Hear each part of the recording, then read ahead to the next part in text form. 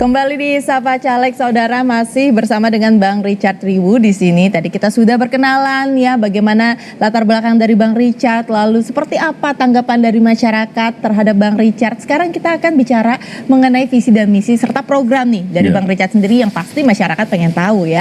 Tapi sebelum itu, saya di sini ingin coba mencari tahu. Kan di sini artinya ada salam totalitas dan ingin membangun serta membawa perubahan bagi NTT. Ya, khususnya bagi anak muda. Ini adalah slogan yang Abang canangkan gitu ya. Maknanya seperti apa? Jadi salam totalitas itu saya angkat karena saya berpikir untuk mau melakukan sesuatu itu harus all out. Jangan setengah-setengah. Betul. Ya, kepada beberapa masyarakat yang saya temuin atau membuat suatu program, saya selalu sarankan untuk kita harus melakukan total. Kedua, waktu ini tidak dapat diputar kembali. Ya, umur tidak akan berkurang, tapi bertambah terus. Jadi sekali kita mendapat kesempatan, kita harus lakukan totalitas. Gitu. Oke, itu makna kenapa salam totalitas menjadi slogannya Abang ya. Oke, nah sekarang kita bicara mengenai visi dan misi. Ini pasti saudara di rumah juga sudah menunggu-nunggu nih, karena yang paling dinantikan sebenarnya dari calon wakil rakyat adalah bagaimana sih visi dan misinya, apa yang akan dilakukan nanti jika terpilih. Nah, Abang sendiri seperti apa? Ya, dalam agenda demokrasi tahun depan ini, 2024, saya berharap itu menjadi momen bagi saya untuk mencurahkan segala kerinduan, isi hati, dan rencana-rencana ke depan, khususnya untuk NTT skupnya. Nah, yaitu yang pertama adalah mengentaskan stunting busung lapar. Nah, kedua, kemiskinan. Ketiga, mengenai air bersih. Keempat, menekan tingkat pengangguran.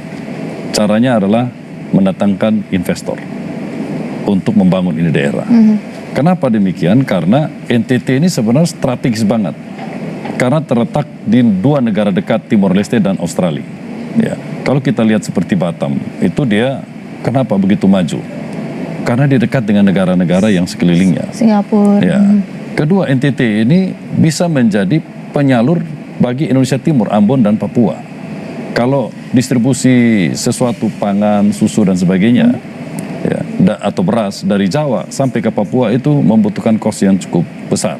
Nah, sehingga NTT ini sebenarnya kerinduan saya untuk membuat suatu lumbung pangan untuk menekan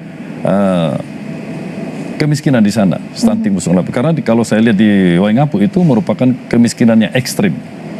Ekstrim. Dan ini menjadi tantangan buat saya untuk ke depan.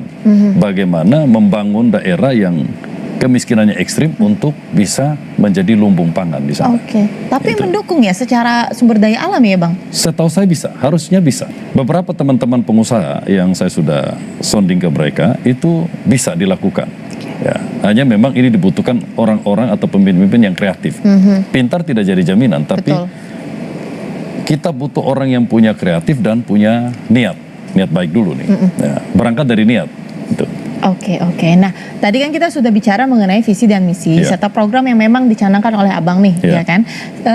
Salah satunya mungkin yang saya dengar di sini ada artikel yang menyebut bahwa ada football turnamen Richard Riwu Cup 2022 di Kupang. Apakah ini ada relasinya dengan program Abang nanti ke depan? Dan seperti apa sih turnamen ini, Bang? Jadi saya membangkitkan olahraga di sana supaya muncul atlet-atlet yang bagus. Ya.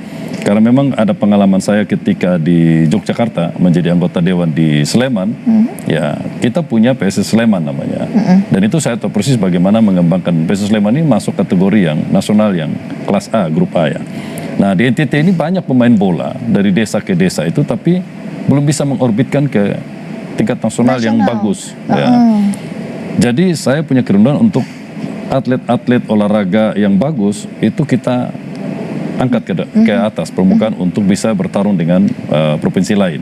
Tetapi kita mulai dengan kegiatan-kegiatan yang positif, yaitu turnamen-turnamen olahraga yang seperti yang saya lakukan itu tujuannya untuk bisa menyerap ini atlet-atlet punya kemampuan. Kedua, daripada mereka melakukan suatu tindakan yang tidak baik, nakal misalnya, berantem, lebih baik mereka melampiaskan segala energi mereka ke hal yang positif. Ada yang ingin disampaikan untuk masyarakat Indonesia menjelang pemilu ini?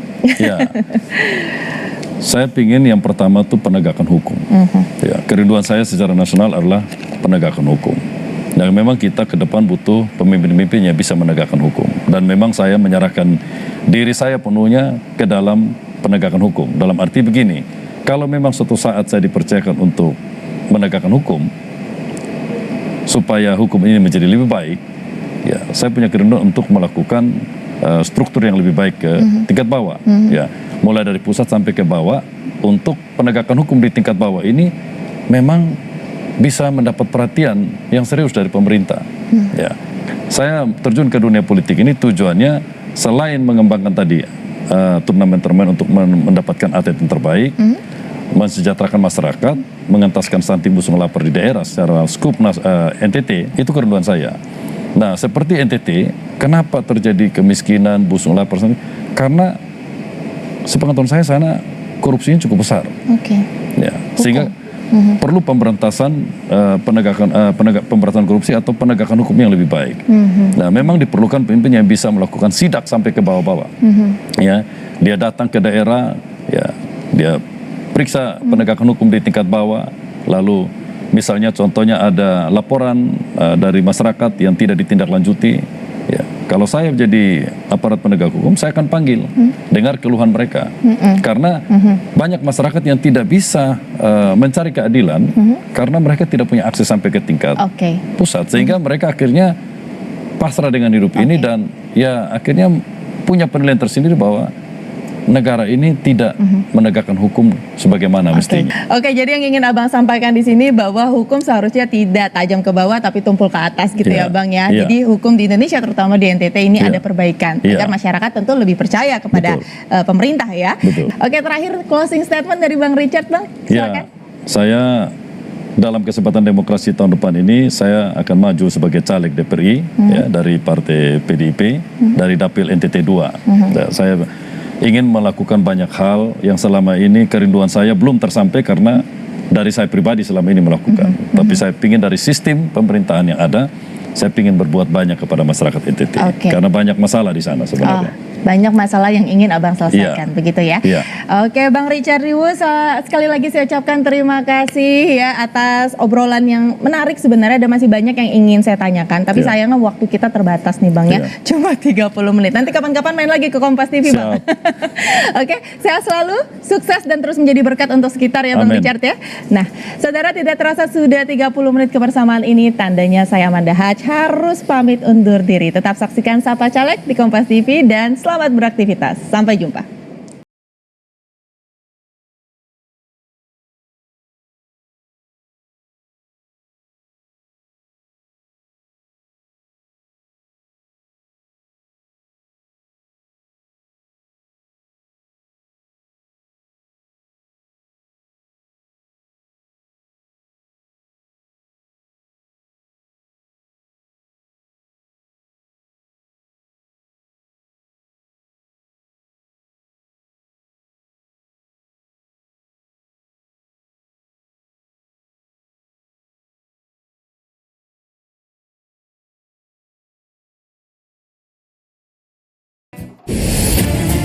Saya, Budiman Tanurjo, menyambut Anda dalam sebuah forum berkualitas, mencermati Indonesia dengan bijak dari kacamata kebangsaan.